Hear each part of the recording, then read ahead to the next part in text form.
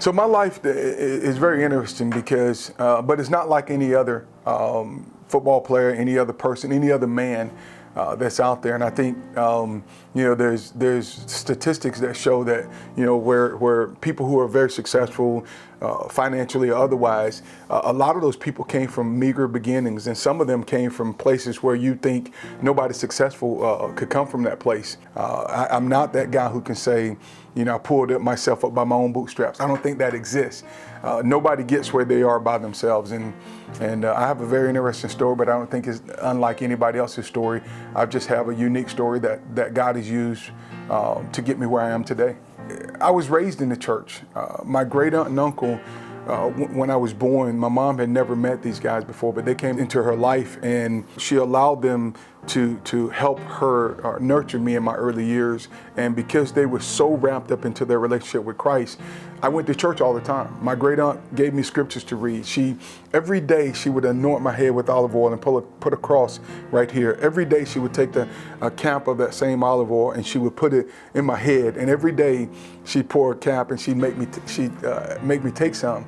And I believe that because of the anointing that was placed on my life and the things that God has shown her to do, at an early age, probably 11 or 12, I was in church one Sunday, and I just felt the tugging in my heart once the preacher had finished his message, and I felt like that I couldn't stay in my seat. I couldn't stay where I was.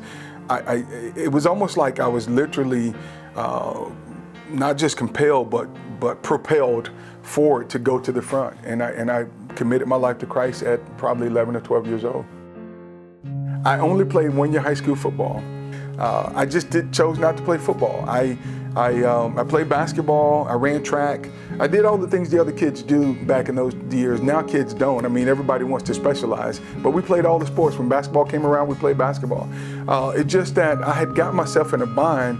I wanted to be in the band, and I chose to be in the band I think about the 6th grade, and I could still play football.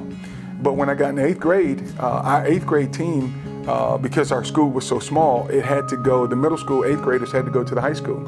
And so as an 8th grader, I'm walking around with high school kids, and I did the high school things, meaning that the band played at halftime. And because I was in the band in those days, I couldn't play in the band and play on the football team. So I had to make a choice. And something happened. I won't bore you with all the details, but my hormones were changing. My testosterone level was going up. My eyes were open to girls, and we took a trip, I think, to Disney World, and it was such an awesome trip that when I got back, I thought, I'm staying in the band. I don't want to go to the football field because all the pretty girls in our school was in the band, and so I stayed in the band from the 6th grade until the 11th grade. Actually through the 11th grade, and then my senior year, I chose to play football. And the only reason I played was because it was my senior year. It wasn't that I was thinking about going to the pros. It wasn't that I was thinking about getting a scholarship. It was just my senior year, and I just decided to play football.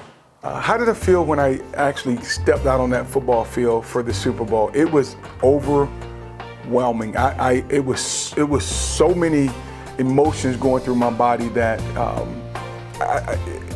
it's indescribable. It's here I am walking on this football field and actually running out of the tunnel and thinking there's millions of people watching this game, and all of those things are going through my brain. But once that first play happened and I got an opportunity to make contact, it was just a regular football game. It was amazing. And then to play in the game is one thing, but having play in it and then win it. And there's confetti falling, there's people running around, there's lights and people hugging you and congratulating you, and you're doing the same. And in your mind's like, everything is going like, you guys won it. It's slow motion. Is the Super Bowl everything? If your life begins and ends with sports, then that's all you have. And that's all it is. But to me, it was just another game. It's just another game. It's just another opportunity where God allowed us to be on the field, to showcase who He is and to glorify His name. And so, yes, I won the Super Bowl. I have a Super Bowl ring, but the Super Bowl ring is not who I am. It's what I've done. And that's not who I am. God made me. I'm Fred Stokes. I'm from a small town in Georgia. I'm a man of God. I'm a husband. I'm a father. I'm a lot of things. And that's why I read my Bible every day, so that I can hear the voice of God in my head to tell me who I really am. Because I heard somebody say that when you know who you are, you know who you're not. For anybody that's watching this and they're thinking to themselves, how do I get right with God? And they're seeing my story, and maybe they're compiling my story with all the other tens or hundreds or thousands of stories that they heard, and they're saying, yeah, but that's your story, Fred. How do I get right with God? What is my story? And I would just say that wherever they are in the world, wherever they are in life, if you sincerely believe in your heart that God came to this earth, he lived the life that we should have lived, and he died the life that we should have died in our place, and he was raised on the third day with all power. And he's given us an opportunity where we don't have to have a mediator. We don't have to have anybody step into our place. We can say to God, right where you are, and say, God, I'm sorry for my sins. Please forgive me for my sins. And I want to accept the free gift of life that you've offered to me. I want to walk in a different path. And I believe that you are the Son of God. I believe that you're the King of Kings and the Lord of Lords. That person, wherever they are watching this at right now, can be saved today. And if they die tonight, we're going to see each other. I don't care how much damage they've done in their life in the past. I don't care what kind of issues they've had. If they believe that today, then they're saved. They're my brothers and sisters in the faith.